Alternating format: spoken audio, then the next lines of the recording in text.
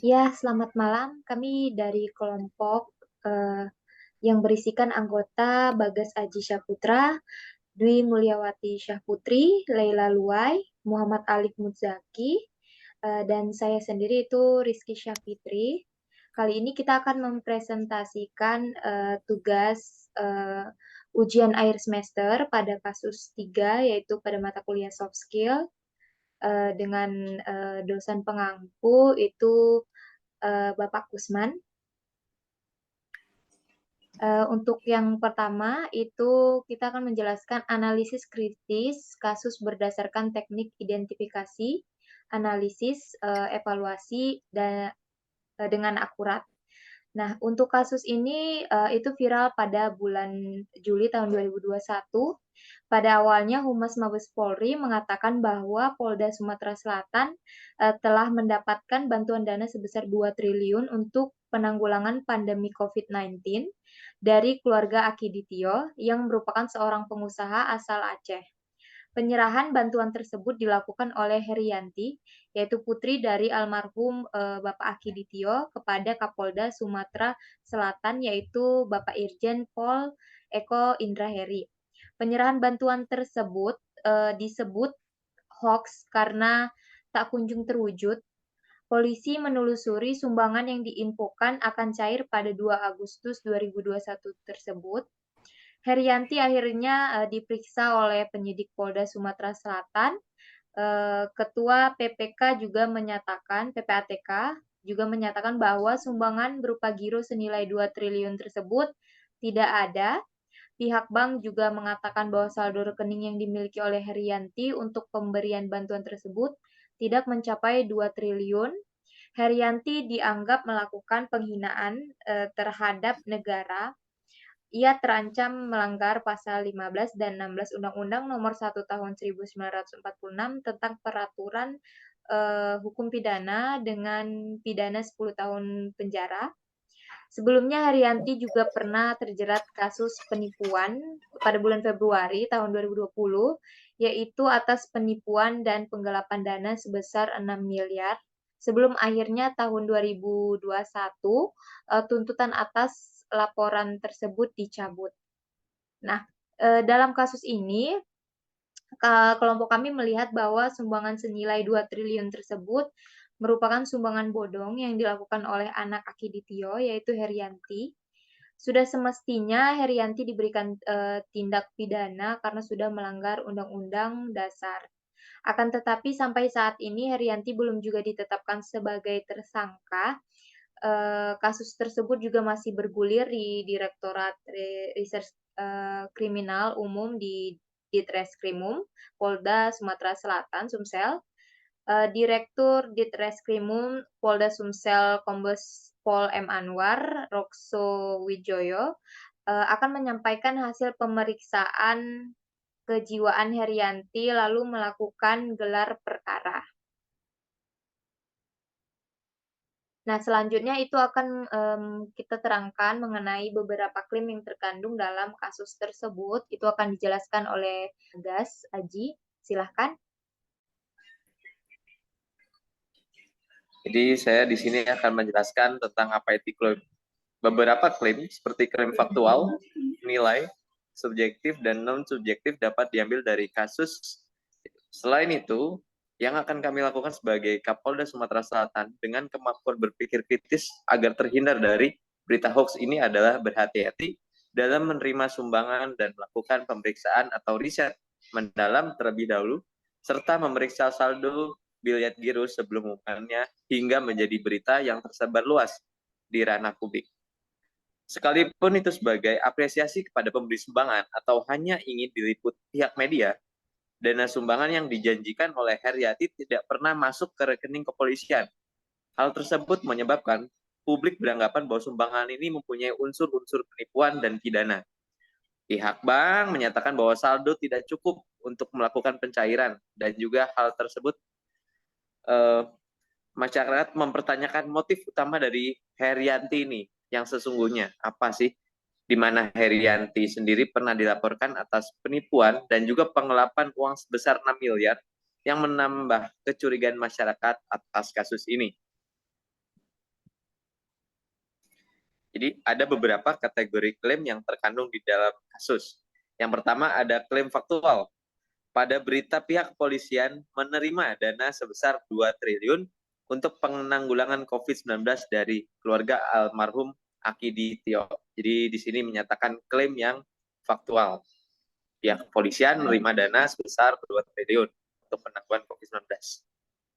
Lalu yang selanjutnya ada klaim nilai. Klaim nilai. Munculnya dugaan bahwa biliar sebesar 2 triliun diduga bodong karena menurut pihak Bank Mandiri saldo yang terdapat dari Herianti tidak mencukupi. Jadi diklaim nilai di sini mengarah ke suatu sikap atau sifat yang konotasinya negatif. Di sini diduga bodong, itu sudah menjelaskan bahwasanya konotasinya negatif. Lalu yang ketiga ada klaim subjektif. Klaim subjektif adalah yang ada di kasus kami yang kami telusuri. Munculnya dugaan bahwa giro biliar yang diserahkan Herianti sebesar 2 triliun tersebut merupakan bodong, di mana Polda Sumatera Selatan sudah menelusuri kebenarannya, bekerja sama dengan Bank Mandiri. Lalu Bank Mandiri memberikan klarifikasi bahwa ada saldo dari Herianti tidak mencukupi. Yang terakhir ada klaim non-subjektif. Metro mengatakan bahwa Herianti pernah dilaporkan pada Februari 2020 atas kasus penipuan dan penggelapan dana dengan kerugian mencapai 6 miliar. Namun pada tahun 2021 pelaporan dicabut dari tuntutannya. Ya.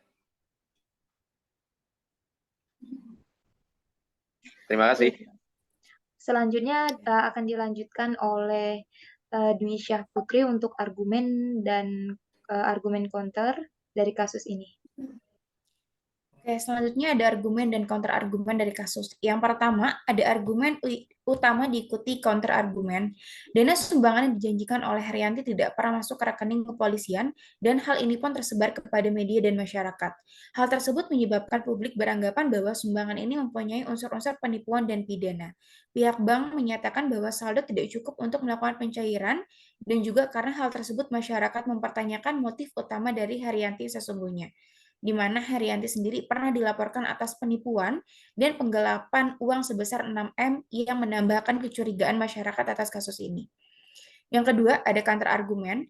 Dari pihak Kapolda Sumatera Selatan sendiri dianggap tidak berhati-hati dalam menerima sumbangan karena tidak melakukan pengecekan mendalam terlebih dahulu sebelum berita tersebar luas di ranah publik. Kasus ini juga belum terbukti memiliki unsur penggelapan atau unsur pidana karena sumber dana harus berasal dari penghasilan yang sah. Diduga bahwa sumber dana yang dijanjikan oleh Herianti adalah uang hasil usaha dan partner bisnis di luar negeri. Namun ia memiliki kendala untuk melakukan penyaluran dana tersebut untuk masuk ke dalam rekening bank yang ada di Indonesia dan menyebabkan saldo yang ada di rekening yang ia gunakan tidak mencukupi. Sekian, terima kasih. Ya, selanjutnya masuk ke 5 pola deduktif spesifik dari kasus 3. Itu akan dijelaskan oleh Leila. Oke, di sini saya akan menjelaskan tentang 5 pola deduktif spesifik dari kasus. Yang pertama adalah modus ponens atau argumen modus ponens. Apabila pihak PPATK melakukan analisa dan pemeriksaan terkait sumbangan 2 triliun, maka bisa dipastikan sumbangan tersebut palsu. Dan pihak PPATK sudah melakukan analisa dan pemeriksaan terhadap sumbangan 2 triliun dan dapat disimpulkan bahwa sumbangan tersebut palsu. Kedua, modus tollens atau argumen modus tollens. Apabila Kapolda Sumatera Selatan telah memastikan sumber dana atau sumbangan 2 triliun sebelum menerimanya, maka hal seperti ini tidak akan terjadi pada Kapolda Sumatera Selatan. Namun, Kapolda Sumatera Selatan tidak memastikan sumber dana atas sumbangan 2 triliun, maka terjadilah hal seperti ini kepada Kapolda Sumatera Selatan. Yang ketiga ada argumen silogisme hipotesis. Jika Herianti memberikan sumbangan fiktif terhadap Kapolda Sumatera Selatan, maka pihak media tidak akan menyebarkan hal seperti ini. Bila pihak media menyebarkan kejadian seperti ini, maka pihak masyarakat mengetahuinya. Jadi, jika Herianti memberikan sumbangan fiktif, maka sebagian masyarakat mengetahuinya.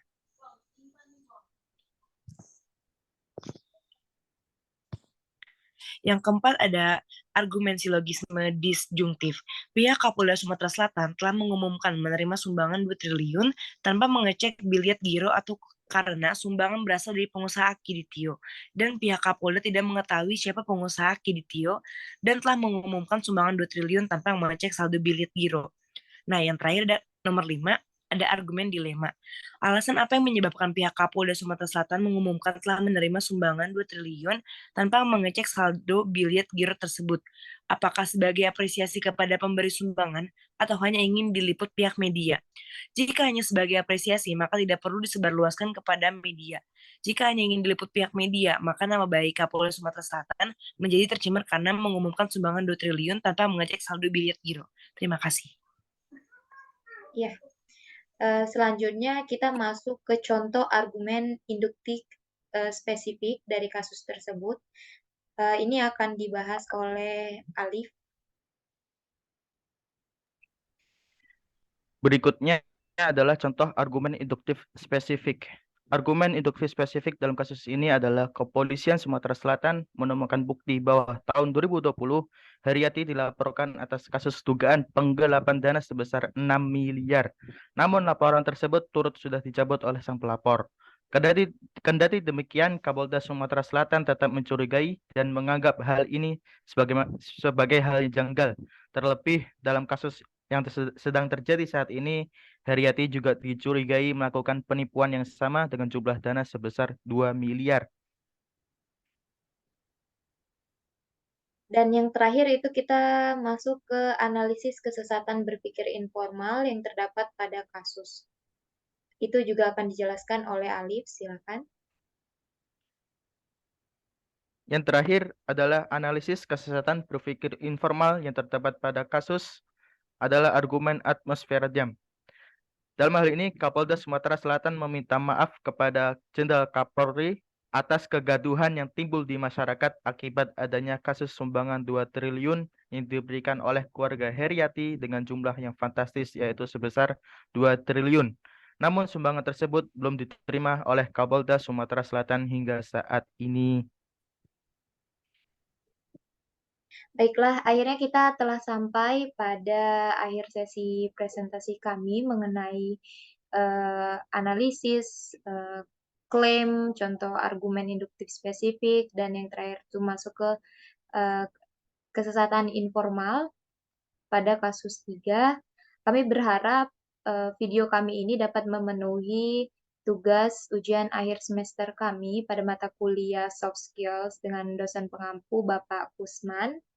Semoga video kami ini juga dapat ditonton dan dapat bermanfaat bagi teman-teman sekalian juga. Thank you. See you next time. Terima kasih.